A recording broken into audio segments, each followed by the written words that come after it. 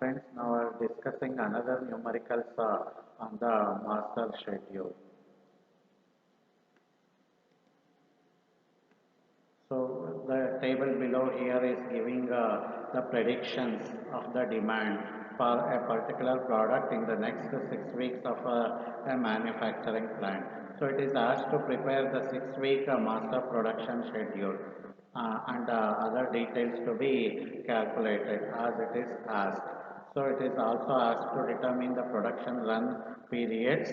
So also find ATP, that is available to promise, that is after satisfying the customer orders, what will be left in the hand to meet the future demands.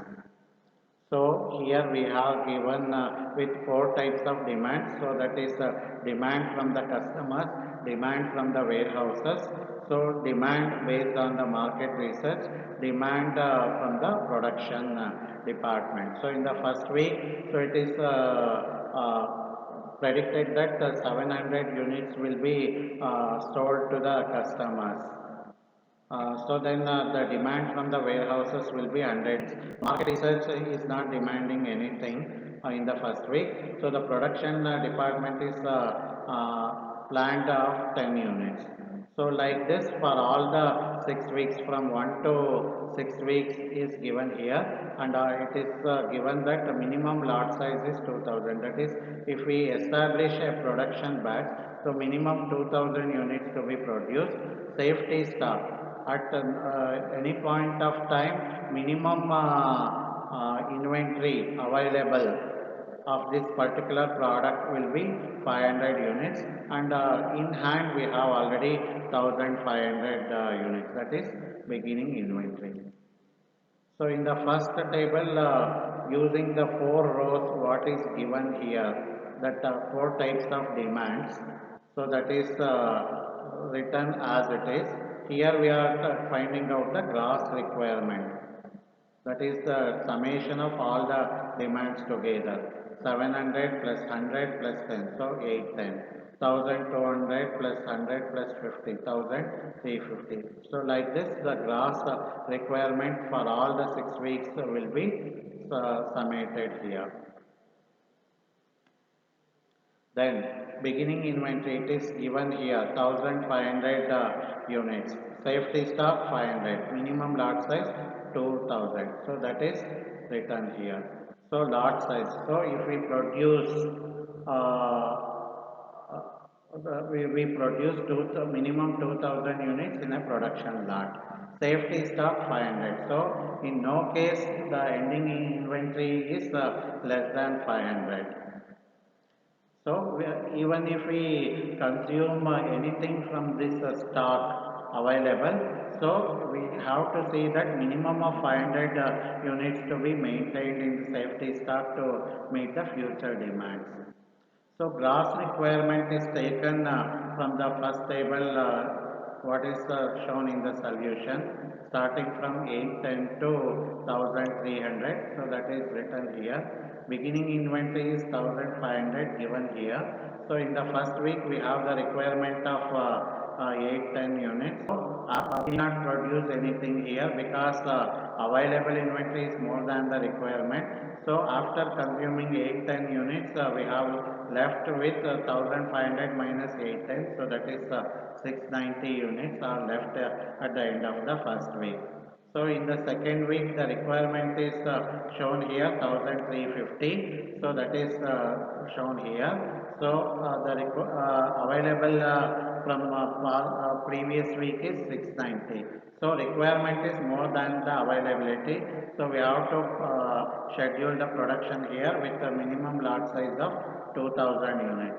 So 2000 plus 690, so 2690 units are there now. So minus requirement, so that is 1350 are consumed here. So 2690 minus 1350, left out with 1340.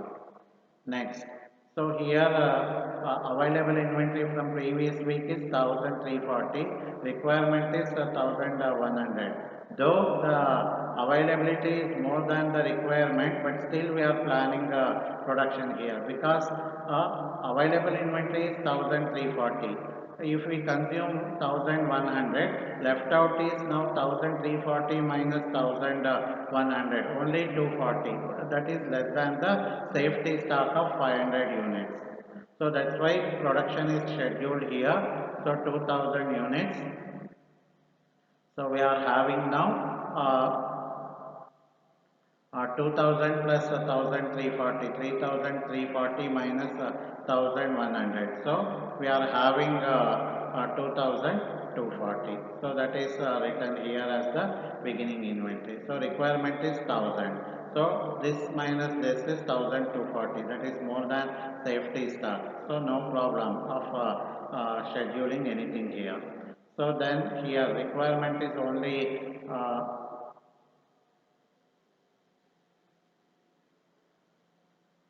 610 here, so that we have the inventory of 1240 minus 610, so 630 are remaining here. That will be carried as the beginning inventory here.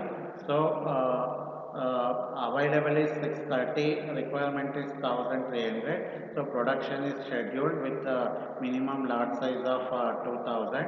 So 2630 minus 1300. So ending inventory is 1330. Now ATP, available to promise, that is the quantity of item available on hand after satisfying the customer order. So in the first week ATP 1, so on hand is 1500 beginning inventory. Customer order is 700. So still we have 800 units in hand to fulfill the future need. So then for period 2, available to promise is now we are having MPS, that is production schedule. So we are not considering the other demands, considering only the customer demands to calculate this available to promise, considering only the customers. So production schedule is done here. So 2000 and demand from the customer is 1200. So available in hand is only 800 for period 3. So once again production schedule is planned here. So we don't have any master production schedules for the weeks 4 and 5. It is only done in 6th week. So we have to consider the weeks 4 and 5 also, the customer orders. So scheduled plan is for 2000 units, and the customer requirements because we are not scheduling any production in 4th and 5th week, so we have to supply to the customers in the 4th and 5th week also. We have 700 plus 500 plus 400. So altogether it comes to 1600. So 2000 minus 1600 is 400. Then only in 6th week we have ATP. So there also we are scheduling production with 2000 units, and in that week we have the demand from customer 1200. So remaining available units is 800 units. Thank you.